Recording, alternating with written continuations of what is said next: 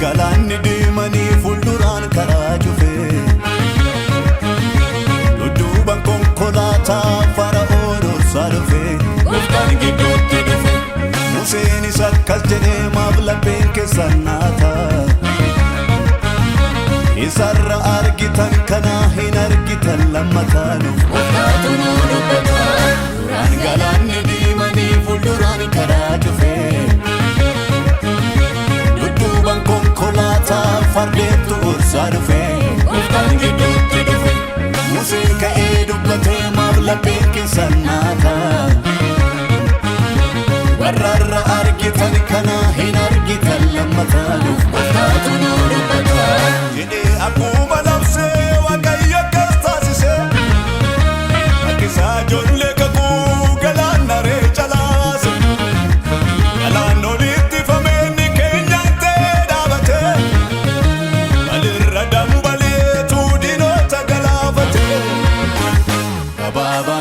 harkisa kanama eenyuun qaanesse kakuun baase mana baasa lolee kan kubaa jajamu mootiin akkasaa eessattuun argamu gabaabaa miti harkisa kanama eenyuun qaanesse kakuun baase mana banaara godhee kan kubaa jajamu mootiin akkasaa eessattuun argamu.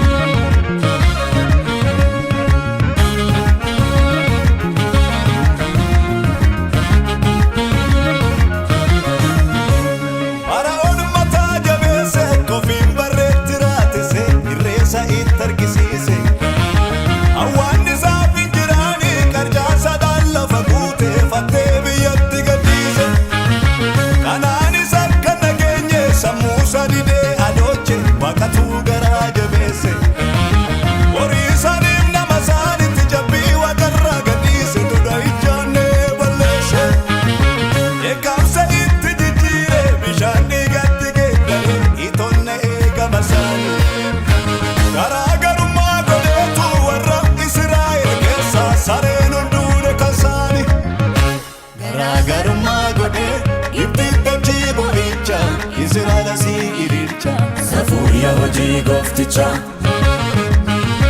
garaagarummaa godhee mandarattachi boo'icha Israa'elis ililcha safuria hojii goofticha.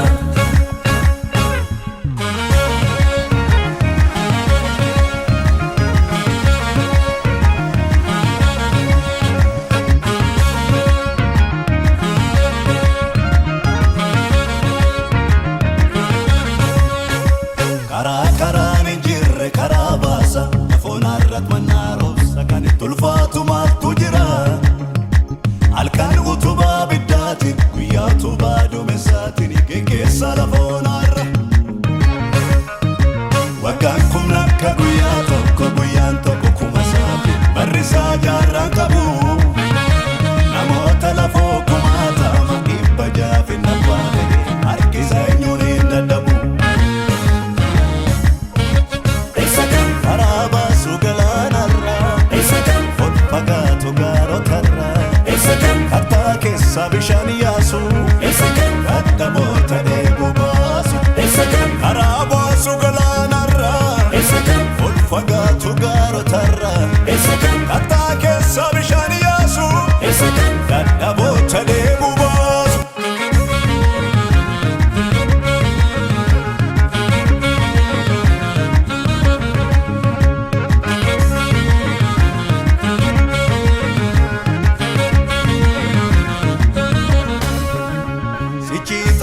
Qabannaanus harki keenya naggaamu sanurraa abaarsanutti gamu. Inni bakkeenya nyaate sodachaan lakkaa'ee tufa asuuri jeeqamina fuuldurri keenya ifa. Irraafamina homaa shakkina kan Waaqni jedhee tokko nafuu ijaan argina. Irraafamina homaa shakkina kan Waaqni jedhee tokko nafuu ijaan argina.